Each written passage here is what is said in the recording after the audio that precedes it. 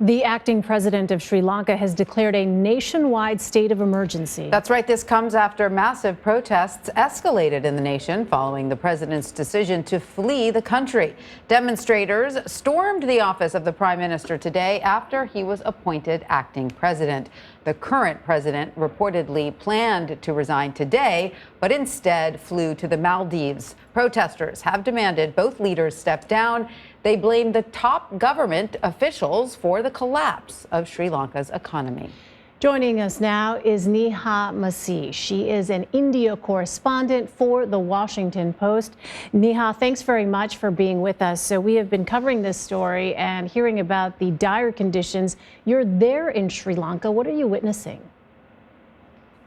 Well, today was a dramatic day of various developments. First, the president fleeing on the day he was supposed to resign, and then, of course, the dramatic takeover of yet another public office. So at this point right now, the prime minister's office, the prime minister's residence, the president's office, and the president's residence are all occupied by protesters.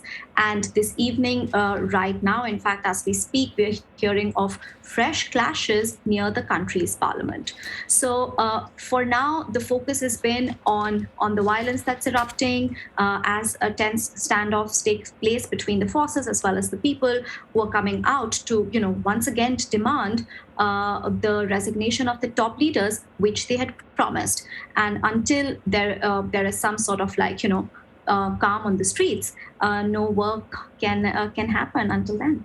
And so for those who are just getting caught up on what's going on in Sri Lanka, can you explain how the country got to this chaotic point? Right. So right now what we're seeing is political chaos and turmoil, but the roots of it are in the economic crisis that this country is facing. It's the worst economic crisis in decades for a country that was doing relatively well. So first it was the coronavirus pandemic that shuttered the economy, which really hit its tourism sector, which is a major sector, which is a mainstay of the country's economy. Then, of course, with the disastrous policies which were implemented by President Rajapaksa's government, included heavy tax cuts, as well as an overnight ban on chemical fertilizers to promote organic farming. This meant that agricultural production in several areas came to a complete halt.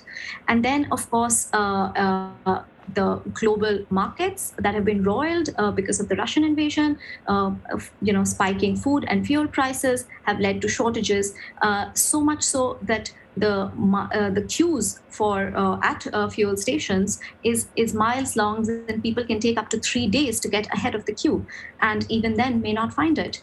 Food inflation has soared to 80%, and people have lost jobs. So it's quite a catastrophic situation for the ordinary citizens right now. Well, Niha, the parliament speaker says the president still intends to resign. So why has he fled the country instead?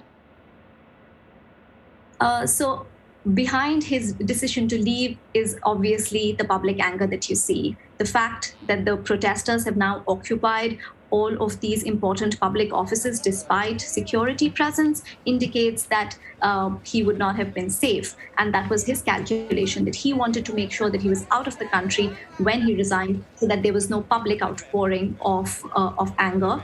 The public still wants him to be tried for, what they say are corrupt practices that led to this situation. So we still have a couple of hours to go, and we're still waiting to see if he will resign. But the chaos on the streets has just added to political paralysis right now. And Niha, the acting president is saying that he will only leave his post once a new government is in place. But with all the chaos you just described, how can that happen? And once he is in that post, do you think he'll be able to restore order? That's a very difficult question to answer at this point, given how soon things are developing.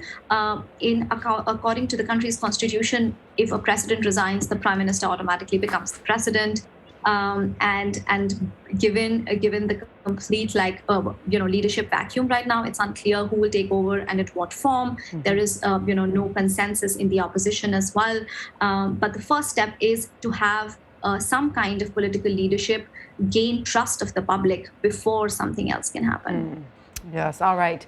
Well, Niha Masih, thank you so much for your insight into what's going on in Sri Lanka right now. We appreciate it. Thank you.